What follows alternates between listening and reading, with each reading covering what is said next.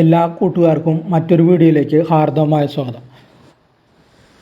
പുതുതായി അനേകം നിക്ഷേപകരാണ് ഇപ്പോൾ ഓഹരി വിപണിയിലേക്ക് കടന്നു വരുന്നത്. അപ്പോൾ ബ്രോക്കറേജ് ഹൗസിൻ്റെ ഉള്ളിലും ഭയങ്കരമായിട്ട് മത്സരം കടുത്തതായി മാറുന്നുണ്ട്.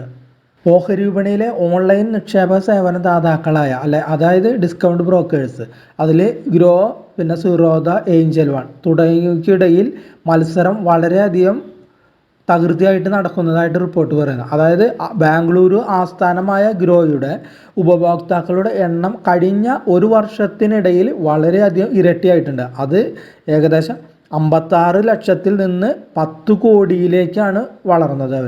അത് NSEയിൽ നിന്നുള്ള പുതിയ കണക്കുകളാണ് ഇത്രയും നിക്ഷേപകരുണ്ടെന്ന് നമുക്ക് പറഞ്ഞു തരുന്ന ഡാറ്റ.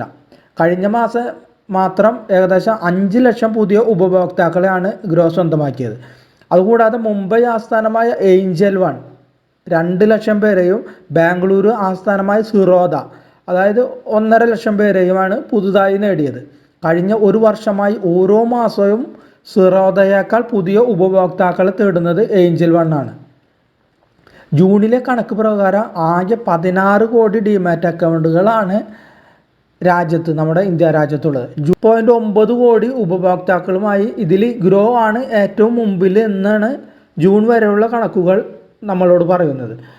അതുകൂടാതെ 7 കോടി ആയി സീറോദ രണ്ടാമതും 6 കോടിയായി ഏഞ്ചൽ വൺ മൂന്നാമതും ഉണ്ട്.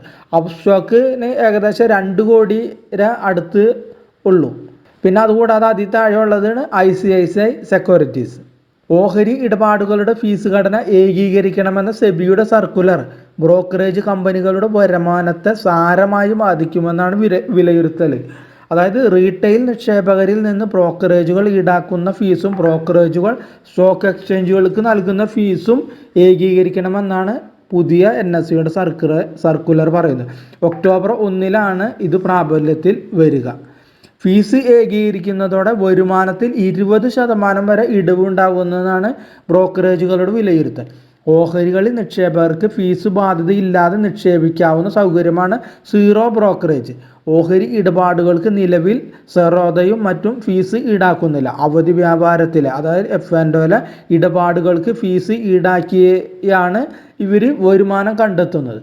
സെബിയുടെ സർക്കുലർ നടപ്പാക്കുമ്പോഴുണ്ടാകുന്ന വരുമാന നഷ്ടം നികത്താൻ സീറോ ബ്രോക്കറേജ് രീതി അവസാനിപ്പിക്കേണ്ടി വരുമെന്നും F&O ഫീസ് വർദ്ധിപ്പിക്കാൻ നിർബന്ധിതരാകുമെന്നും ബ്രോക്കറേജുകൾ വ്യക്തമാക്കിയിരുന്നു.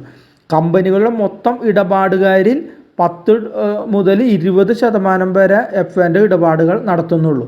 എന്നാൽ വരുമാനത്തിൽ 60 to 80% ലഭിക്കുന്നത് ഈ വിഭാഗത്തിൽ നിന്നുമാണ്. അപ്പോൾ മത്സരം മുറുകുന്നു. അതുകൂടാതെ ഇതുപോലെ സീറോ ബ്രോക്കറേജ് മാറ്റുമ്പോൾ അത് സാധാരണ ചെറുകിട നിക്ഷേപകർ അതായത് F&Oയിൽ ഓപ്ഷനൊക്കെ ചെയ്തവർക്ക് ഇനി ബ്രോക്കറേജ് കൂടുതൽ കൊടുക്കേണ്ട ഗതികേട് വരാൻ സാധ്യതയുണ്ട്. നമുക്കപ്പോൾ വരുന്ന ദിവസങ്ങളിൽ കണ്ടറിഞ്ഞ് കാണാം. അപ്പോൾ അതാണ് പുതിയ അപ്ഡേറ്റ് വന്നിരിക്കുന്നത്. അതപ്പോൾ നിങ്ങളുമായി ഷെയർ ചെയ്തു എന്ന് മാത്രം. അപ്പോൾ വീഡിയോ കണ്ട എല്ലാവർക്കും നന്ദി, നമസ്കാരം.